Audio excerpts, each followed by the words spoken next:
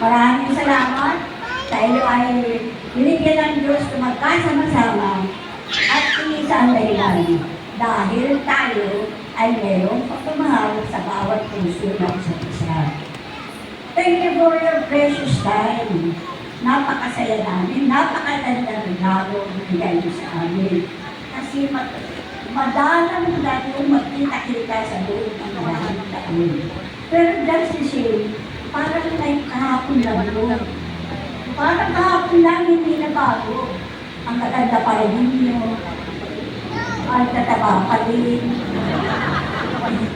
at malusog, at masasaya, at mababait. Okay, bakit rin ko lang pansin nyo? Sana, palaging Pasko. Para tayo ay nakikita. Para sa akin lang naman, pag si Jesus ay laging sinisilang sa puso ng bawat isa sa atin, lahat ay masaya, lahat ay walang imposible, at sa kaya tayo ay pinagkikita-kita kami. Nasa today mawag yata yun. Tapos, pagpapasalamat. Bakit tayo nagpapasalamat? Sa biyayang ibigay sa bawat pamilya natin noong paman.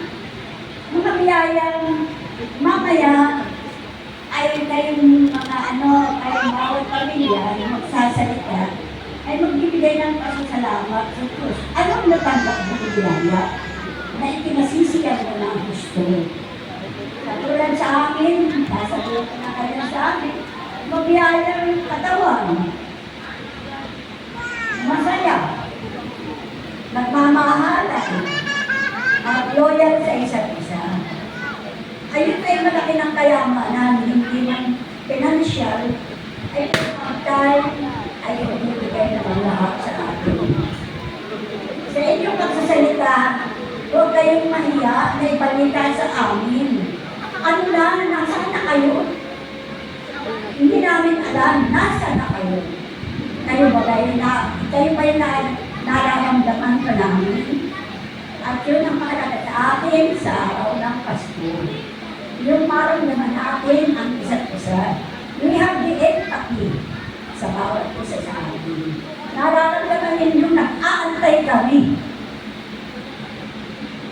Yun ang mahalaga. At tapos, ang ating mga anak ay ating natin magkikita-kita pa rin tayo. Sa inyong pagsasalita mamaya, pahayo ninyo sa amin, ibalita ninyo sa amin, ano na naabutin ninyo. At lilinawin ko, hindi para ipagmayabang, kundi ipagmalaki na tayo ay laging binibilaan ng Diyos. Kaya welcome sa inyong lahat. Welcome lahat sa inyo. Welcome to DS Family Show. Palakpakan po! Yun! Mamaya ang palakpakan pa sa presentation ng bawat group. Nakagalingan ninyo. Kaya wherever ka puli kayong lahat, stay up to the last minute. 5 hours lang ang time.